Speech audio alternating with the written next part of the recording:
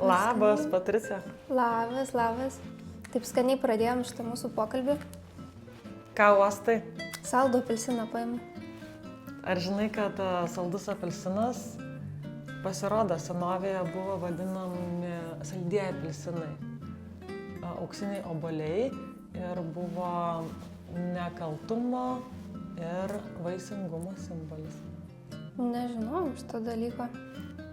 Bet tarp kitko, aš skaičiau ne per seniausiai ne apie patį apelsiną, bet apelsino žiedai kaip čia nerolis. Nerolis, kur yra vadinamas, kad ta viduramžiais, ne visai viduramžiais, gal 16-17 amžiui, būtent išpopuliarėjo konkrečiai šitas nerolis, bet nežinau, kad vaisingumo simbolis jis buvo vadinamas. Aš galvodavau, kad čia toks prabangos etalono tiesiog, citrusai kvepėti, bet kad vaisingumui tai nežinojau. Tai kadangi artėja Kalėdos, dovanų metas, o šiaip ir toks susikaupimo metas, ramybės metas, tai šiandien skirsime daugiau laiko apie kalėdinius kvapus, ką kalėdiniai kvapai reiškia, kokia yra jų simbolika, kokius kvapus galima dovanoti su kažkokia intencija ir kokius kvapus naudodavo per Kalėdas senovėje.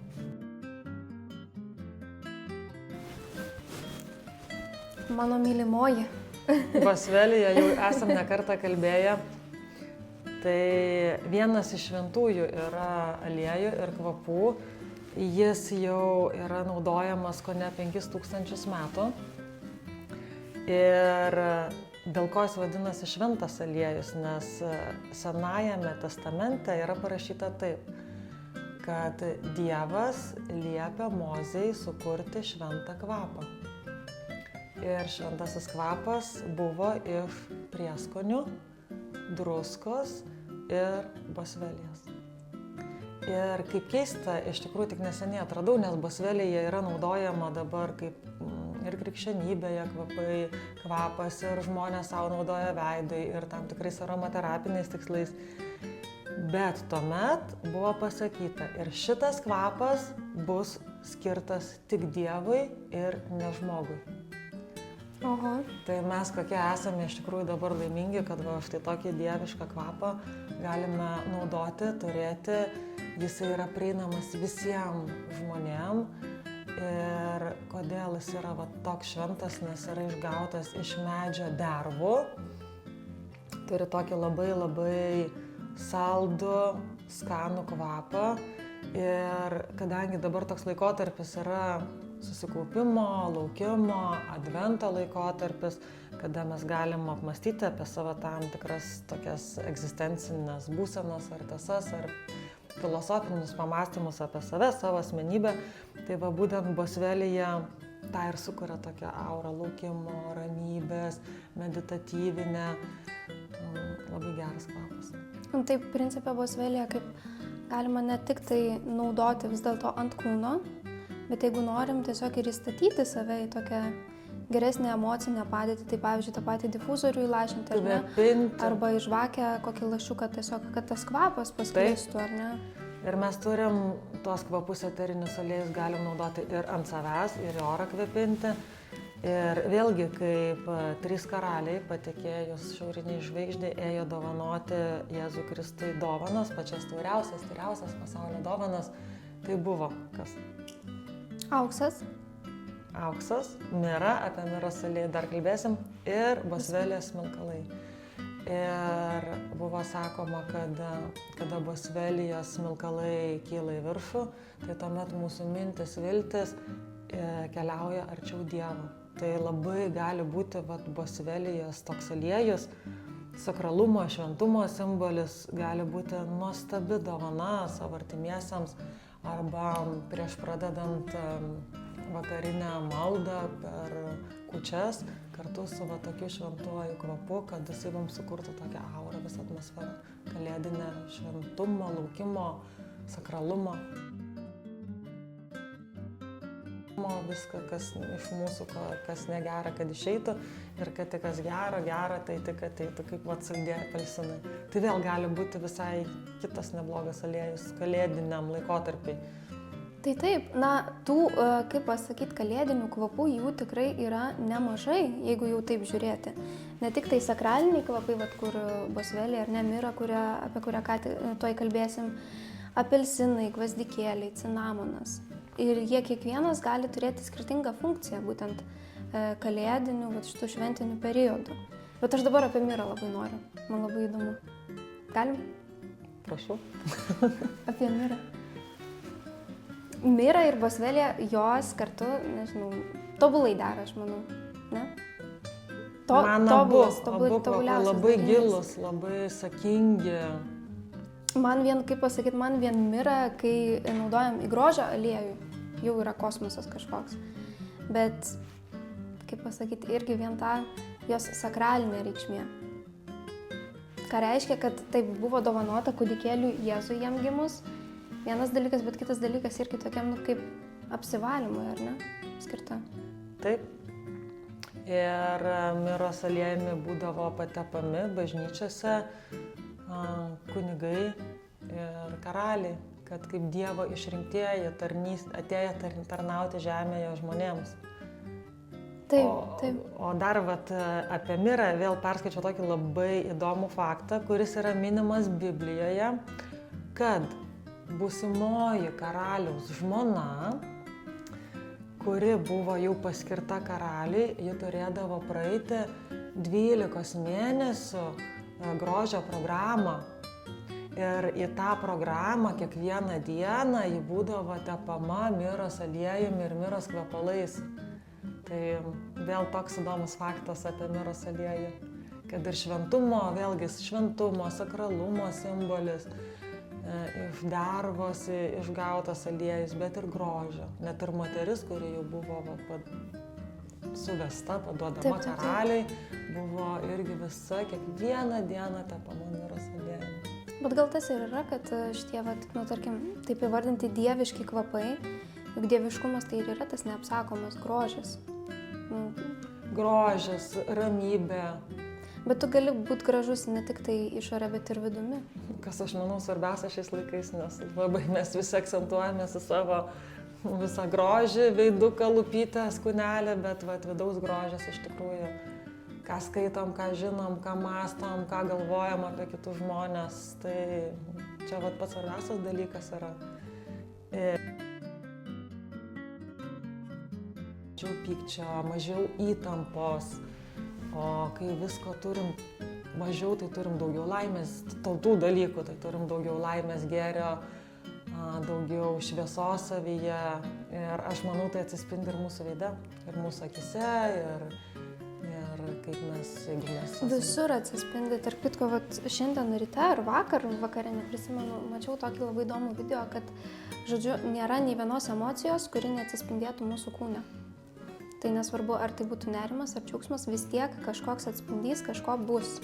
Ar pečiai, tarkim, įsitempia įtampa. Juokiamės raukšlelės, kurios man patinka iš tikrųjų. Bet irgi apie žmogaus šypseną, tarp kitko, įdomu buvo sužinoti. Esu girdėjus kažkada, bet kaip žinoti, kad šypsena nėra tikra pas žmogų. O šitą nežinau, labai įdomu papasakoti. Reikia pažiūrėti jo akis. Ir jo akis turi šiek tiek suapvalėti, tokia raukšlelė turi atsidurti čionai arba čionai. Jeigu to neatsiranda, galima daryti tokią prielaidą, kad vis dėlto nebuvo natūralu. Aišku, pas kiekvieną skirtingai, ko gero, bet toks. Aš dar manau, kad žmonės ir patys pajaučia, kai kalbam, ar natūraliai kalbasi, ar su kitu žmogum, ar natūraliai eina ta kalba, ar jisai dirbtinas, ar nedirbtinas. Tai manyčiau vėlgi... Čia kartais įsivažiuot gal reikia. Visuomet nereikia pamiršti savo, ką mes galvojame. Ar kartais atrodo lyg ir malonų žmogus, lyg ir faina buvo, bet išeini kažkaip ir nebenori matyti, ir nenori nei ar paskambinti. Bet taip jau yra. Tai va. Taip. Kalbant apie dieviškus kvapus, čia truputį nutolsiu gal nuo katalikybės, jeigu taip sakyti. Bet tiesiog irgi, kas skaičiau apie gvazdikėlį. Ir gvazdikėlis, tarp kitko, irgi yra dieviškas kvapas, bet jis labiau senovės Kinijoje buvo skaitomas.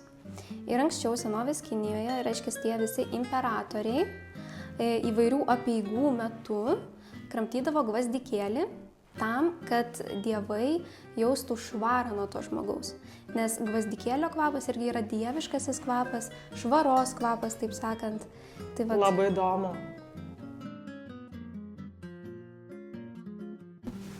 tai vat, kalbant apie tuos, kaip pasakyti, irgi tokius apsivalymui skirtus aliejus.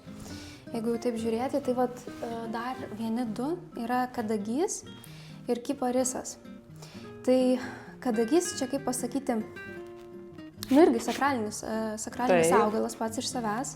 Taip, Tiek medis, tiek jo tos uogelės, nes kadagysgi turi tas mėlynas tokias uogelės. Tai kada per Velykas mus muša su kadagio šakelė. taip, per Velykas. Kad nuo pikto, kad apsaugotų nuo blogos akies. Tai vat, irgi skaičiau, kad, pavyzdžiui, senovėje kadagys labiau buvo skirtas gyviesiems, kad apsivalyti, kad apsaugoti būtent nuo negatyvo, kažkokios blogos energijos. O tuo tarpu kiparisas buvo skirtas mirusiems. Ir labai dažnai, pavyzdžiui, kipariso dėdavo vat, būtent mirusiems, kad, žodžiu, tas kvapas ir kiparisas lydėtų tą mirusį Per žmogų visą į tą pomirtinį. pasaulį. Jo, kad irgi, kaip pasakyti, jo niekas nepasiglemštų, apvalytų. Bet ir vienas, ir kitas, vat, irgi apsivalymui. Labai įdomu. Ir iš tiesų dar pridėčiau kedrų aliejų. Irgi spigliuočiau. Aš vėlgi prisimenu Bibliją, kadangi vis ją paskaitau.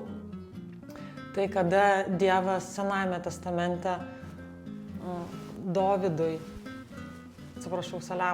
Saliamonui sakė pastatyti Dievui šventyklą, tai buvo statoma iš kipariso sijų ir iš kedrų. Tai irgi vieni šventųjų tokių medžio medienų. Tai ir tada viskas, kas buvo pastatyta, viduje viskas buvo išklota auksu. Tai vėlgi auksas, kiparisas, mira, bosvelija, visi tokie kvapai gali būti patys puikiausi. O kas liečia gvazdikėlį, va ir kodėl gvazdikėlis ir apelsinas dera kartu. Tai kaip žinia, apelsinas, jau kalbėjom, vaisingumo gali būti simbolis, nekaltumo, tačiau vėlgi kaip simbolika tokio apelsino galima ant kūčių stalo, ant kalėdų stalo pasidėti. Tai yra begalinės džiaugsmo nuotaikos, laimės aliejus. Tai jeigu mūsų artimajam ar namiškiams ar mums patiems trūksta tokios tos laimės, džiaugsmo, tai apelsinai puikiai gali dekoruoti stalą, kvapas taip pat gali suteikti šventiškumo, jau galim kalėdom naudoti, jeigu bosvelėm yra kūčių vakarą naudojam, o jau kaip kalėdų, džiugesio, šventės dieną, tai drąsiai galime rinktis apelsinų. Ir senovėje dar naudodavo tokius pomanderius merginos 16-18 amžiui su tam dideliom suknelėm, užsidėdavo apelsinus, visą jį apibadydavo, prismaigstydavo gvazdikėlis ant šilkinio kaspino, pasirišdavo ir taip nešiodavo ir kvepėdavo. Bet čia būdavo, aš irgi skaičiau apie tai, tik negalėjau pavadinimo prisiminti, pomanderiai. Pomanderiai. Tai irgi būdavo ir dėl kvapo, bet irgi tokį dezinfekcijai. Taip. Toks antibakterinis. Taip. Bet vėlgi aš dabar pagalvojau, kad visi šitie kvapai, taip, jie tobulai tinka, kaip pasakyti, kūčių stalui, kalėdų dienai, bet mano kvietimas savo, tau ir mums visiems iš tikrųjų būtų pradėti tuos kvapus galbūt naudoti jau dabar. Kadangi dabar yra tas adventas, kiekvieną dieną mes skaičiuojam, kaip pasakyti, vis artin tą Jėzaus gimimą, kas švenčia, taip sakant, kas kūčias, kas kalėdas, bet jau dabar pradėti tą naudoti, kad tiesiog įstatyti save jau į tą būseną. Nepamiršti savęs, patepti. Nebūtinai galima naudoti difuzijai, galima aromaterapinės vonios savo pasidaryti. Taip, labai daug skirtingų variantų. Galima pėdas išsitepti, galima kitam patepti pėdas. Aš labai mėgstu vakare išsitepti kaklą. Ir galima nebūtinai vieną aliejų naudoti, galima naudoti 2, 3, 4 aliejus ir iš jo pasidaryti fantastišką, nuostabų mišinį. Ir tikrai pamatysit, kaip mintis pasidaro kitokios, giedros, švelnios, gražios, mūsų kūnas pasikeičia, atsipalaidavę būnam, veidas nurimsta. Jo, kažkaip mažiau skepticizmo gal reikėtų, jeigu jau taip drąsiai sakyti, bet su aliejais kaip yra, kad tu pasitepi ir tu net nepastebi, kaip tu pradedi jaustis geriau. tu pajauti tą geresnį efektą, nežinau, po valandos, po 2, kai tu jau net nebesupranti, kad gyvenimas šviesesnis pasidarė. Ir miegas geresnis. Čia tai faktas. Jeigu neužmiegam, ar prašiau miegam, ar žinom, kad vat, kažkokias įtampas turim, ar darbe, ar namie, geriau nei ten neturėtų, aišku. Bet, kaip sakyt, tai tada irgi miegas tobulas būna, kietas, geras. Tik reikia, aišku, ir naudoti, ir turėti tos aliejus, ir rinktis gerus, kokybiškus aliejus, nes vėlgi aliejus aliejų yra nelygus. Taip. Organinį. Aš visada už organinius, tai pas mus tik organiniai aliejai, jeigu ką. Čia organiniai sertifikuoti. Ne reklama, bet faktas. Ne reklama, bet faktas. Observacinis faktas, turi Agriculture Biologic sertifikatas, tai reiškia žemė be pesticidų, be herbicidų, nes jeigu vėlgi mes tą augalą pritrešim pesticidais, herbicidais, taip gausim tą patį aliejų, gal ir kvapas bus toks pat, bet tai kaip ir aliejus su vištelėm mėgstu lyginti, ten kur užaugintos ant augimo hormonų, ant antibiotikų, kaip ir vištelė, graži, didelė, bet ar ten kas ten viduj, tai čia yra labai svarbu, kas yra to aliejaus viduj. Sau norim pasilinkėti, nes, kaip ir sakoma, jeigu norim, kad pasikeistų mūsų pasaulis, tai mes pradžioje turim pakeisti savo mintis, save. Taip, nes pasaulis, jis eina iš mūsų, ne į mus. Šitą reikia turėti minti, bet viskam reikia laiko.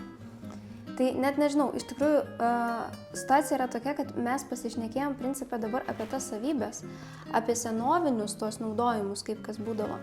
Bet iš tikrųjų yra toks dalykas, kad yra ir daug skirtingų ritualų, būtent su pačiais aliejais. Ir aš manau, kad gal mes šitą palikim kitam kartui. Po kalėdų. Nes po kalėdų, kaip žinia, ateina naujieji metai. Ir yra iš tikrųjų, žinokit, daug skirtingų ritualų skirtų būtent atsisveikinti su senais metais. Palikim, kas buvo negera, aš tai visą laiką, kas negera ir priimkim, kas gera. Tai daug visokių simbolių, daug ritualų, dar kitų aliejų pridėsim. Kaip tik skaičiau tokį straipsnį apie lauro aliejų. Lauro? Na, daug. Tai, kaip pasakyti, aš siūlau tikrai sulaukit kito karto. Laukite tęsinio. Nes tikrai pratesim, nes visko neįmanoma sutalpinti, bet naudokim, nebijokim, nežiūrėkim skeptiškai vis dėlto iš tą dalyką, bet išdrįskim pabandyti ir pamatysit, koks yra rezultatas.